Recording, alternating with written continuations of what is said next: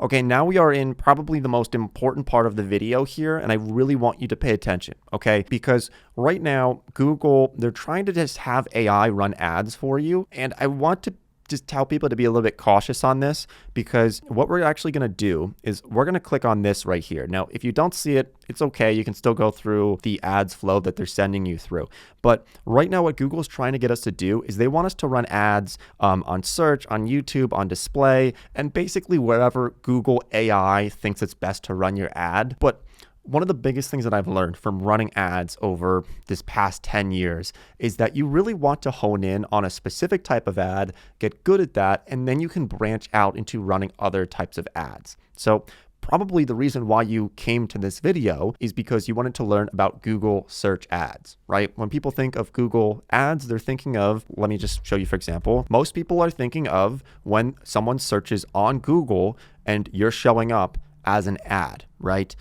This is the traditional Google ad, and this is the one that I think most people should start with, is Google search ads. So that's what I'm going to show you how to do here. Right now, Google has us in this thing, if you see up in the upper left corner, in there called Performance Max campaign. And I just think it gets really messy for people when they're like having Google AI run ads and it's going on all these different platforms like YouTube, and it's running display ads on the side of random websites. So what I suggest doing is we're going to click on this right here to view other campaign types. All right, so you can see these different types of ads here. We're going to stick with search ad right here for this video, and then we're going to click on next. Okay, so now that we've decided we're doing Google search ads, let's get this ball rolling here. And we're going to learn about keywords and how to target keywords, and like there's some good information I'm gonna give you here, okay? So what they've done is they've pulled from our website, because I put that in the beginning, sandshotmedia.com.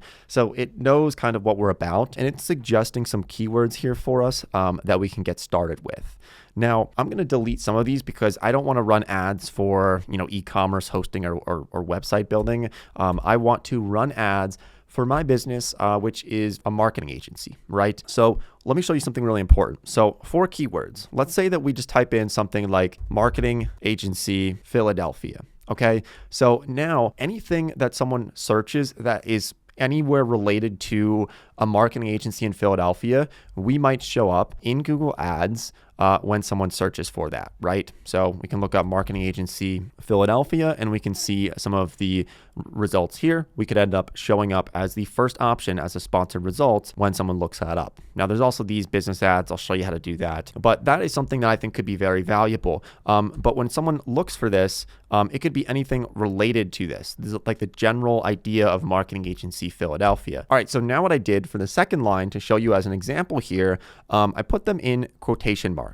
And so what the quotation marks do is it basically tells Google that you want to show up in search results that have the words ads agency and Philadelphia. So it kind of narrows it down a bit, and it tells Google that when you have those quotation marks, you're looking for those specific words.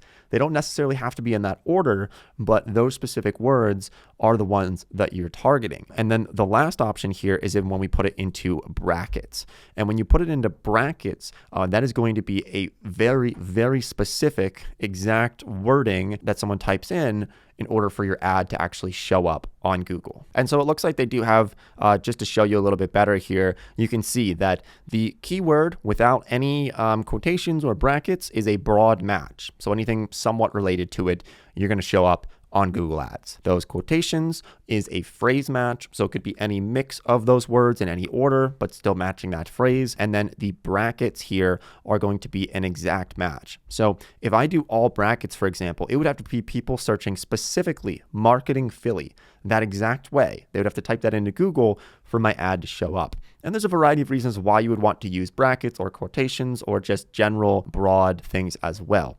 So I would recommend going through this and filling out a number of these different keywords, because you want to test a lot of them, because you'll find that some keywords are going to be more expensive, or some keywords are going to be less expensive when you're actually running the ad. And we'll talk more about that later when we look at the costs of everything for running ads.